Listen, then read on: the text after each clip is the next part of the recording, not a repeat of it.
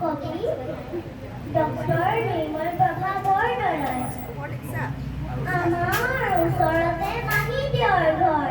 তেওঁ পুতলাটিৰ হ'ল এদিন জ্বৰ। ডাক্তৰ ডাক্তৰ মাহীদেউৱে ক'লে, ডাক্তৰ আনিবলৈ দাদাই লৰ দিলে। দৌৰ দৌৰ দৌৰ টক টক টক। ডক্তৰে আহি দুৱাৰত কৰে টক টক।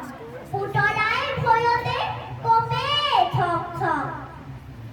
ডক্তৰে ক'লে, ভয় নাই ভয় নাই।